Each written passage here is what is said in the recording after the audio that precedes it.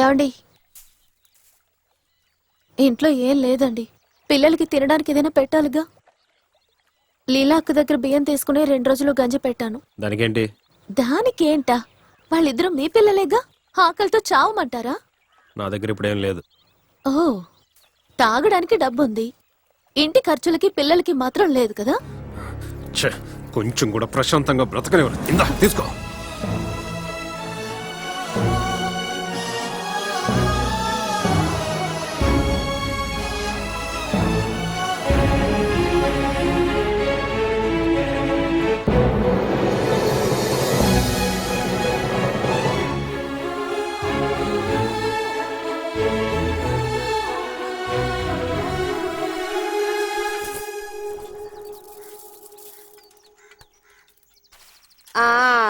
బంగారం ఇచ్చేలాగా కొల్చిస్తున్నావు. మీరు ఇలాగే కదా నా దగ్గర డబ్బులు ఇస్తారు. ఆయన చాలా కష్టాల్లో ఉన్నారు, అందుకే ఇలా మాట్లాడుతున్నారు. కౌసల్య చెప్పింది సరేనే. మీ కష్టం కోసం నేనెంత కష్టపడుతున్నానో మీకు తెలుసా? సరే, నీ భార్య కాన్పుకి వెళ్ళొచ్చేసిందా? సరిపోయింది. అయితే ఈ విషయం నీకు తెలీదా? తర్వాత పురుడు పోసుకునే టైం వచ్చింది. అందుకు కష్టం లేదన్నమాట. అవును, ఏంటి మీ మేస్త్రి పెళ్ళాం వచ్చింది, అసలు గమనించరా? ఎందుకోసం వచ్చారు? ఏంటా నీ ప్రశ్న? ఎందుకు ఈ కొట్టుకొస్తారు? అది న్యాయమే. అయినా డబ్బులు లేకుండా అప్పు నీవును. అప్పేం అక్కర్లేదు. ఆ సంచి ఇమ్మా. ఇదిగో, తన్నెందుచి ఏం లాభం? తను డబ్బులు ఇస్తేనే కదా ఇది కొట్టుకొచ్చి డబ్బులు ఇచ్చుకుంటుంది. బియ్యం వేవయ్యా. అదేమైంది? అతను వేరే చోట్ల ఏమైనా ఇస్తున్నాడా? అలాగే కదా జరుగుతోంది. ఇంట్లో ఉండే ఆడవాళ్ళకి బయట ఏం జరుగుతోంది అని తెలుస్తుందా?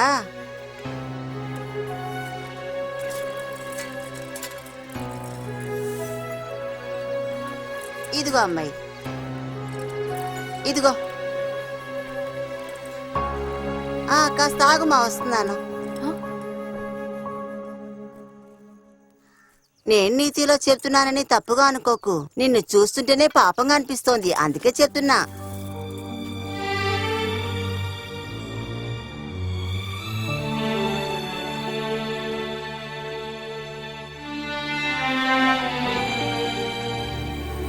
అందుకే నేను చెప్తున్నా, ఆడవాళ్ళు కాస్త తెలివితేటలుగా ఉండకపోతే తర్వాత బాధపడాల్సిందే.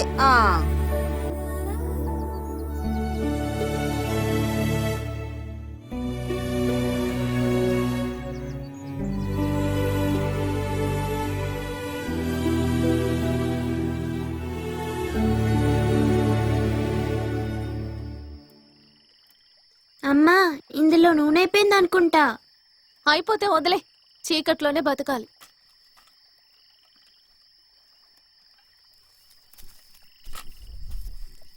అమ్మా, నానొచ్చేశారు. అయితే ఏంటి, వెళ్ళి బుద్ధిగా కూర్చొని చదువుకో. ఈ అమ్ముందే.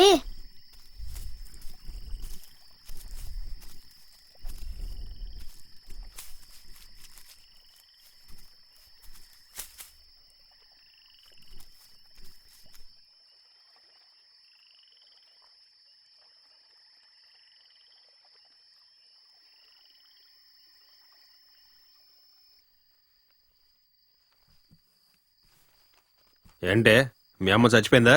చస్తే గోల్ వదిలిపోతుంది. ఏంటే?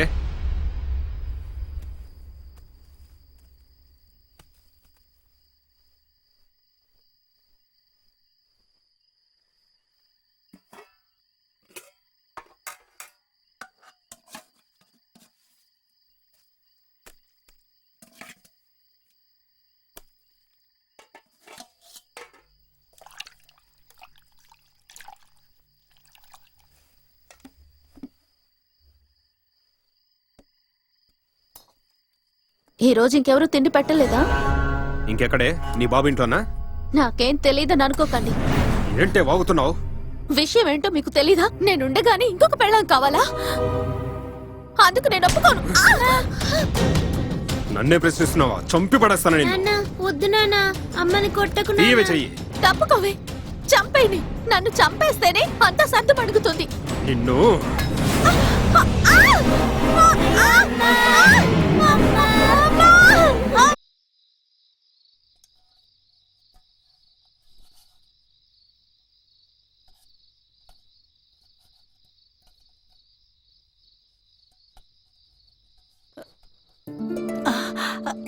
ఓరి భగవంతుడా, నేను ఇప్పుడే మీ గురించి మనసులో అనుకున్నాను.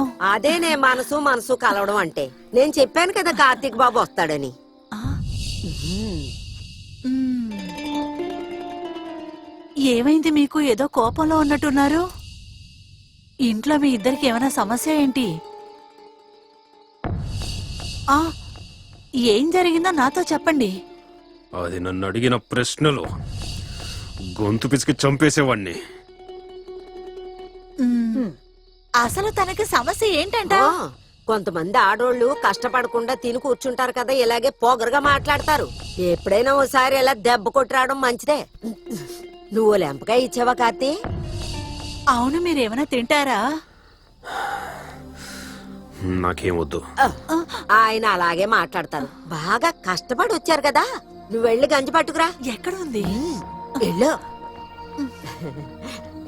గొంతు తడిపేలాగా నీ దగ్గర ఉందా బాబు? ఓ, ఈ రాత్రిలో కూడా నువ్వు తాగకుండా ఉండలేవా? నువ్వు వెళ్ళవే పిచ్చిపోద్దా. అది వదిలేయండి.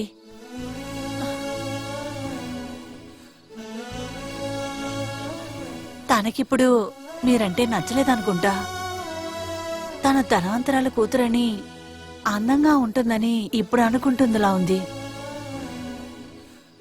అందుకే ఇలా చేస్తుంది.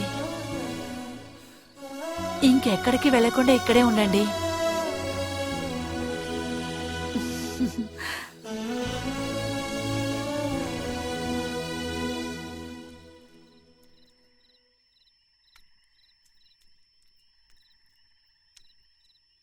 నొప్పిగా ఉందా అమ్మా?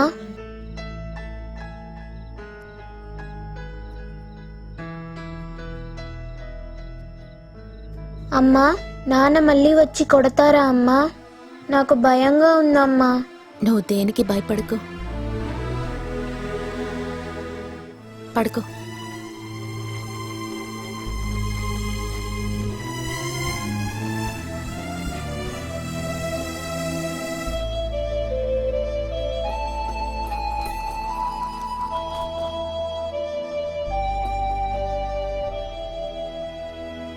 నాన్న ఎప్పుడు కోపంగానే ఉంటారు. తిరిగి వచ్చినప్పుడు మీరేం మాట్లాడకండి.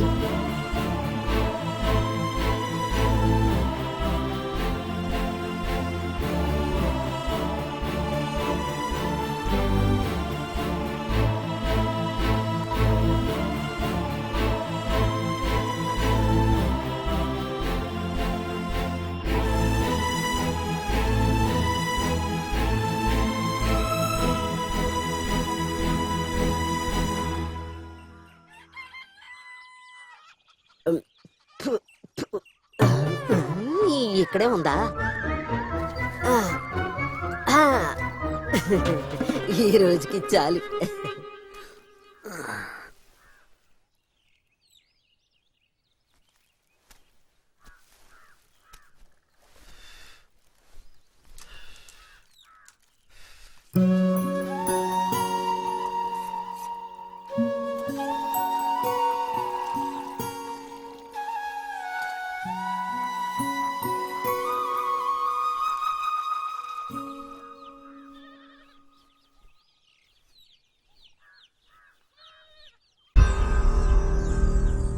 మేస్త్రి, రాత్రి నువ్వు ఇక్కడే పడుకున్నావా?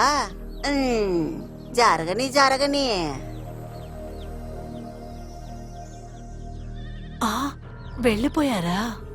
కార్తీక్ బాబు, ఒక పావలా ఉంటాయి. బీడి తాకపోతే అదోలా ఉంది.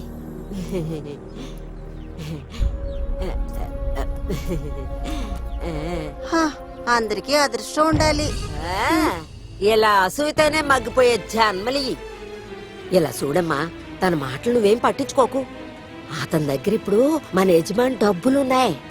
నువ్వు జాగ్రత్తగా నడుచుకున్నావంటే మనం కష్టం లేకుండా గంజి తాగొచ్చు.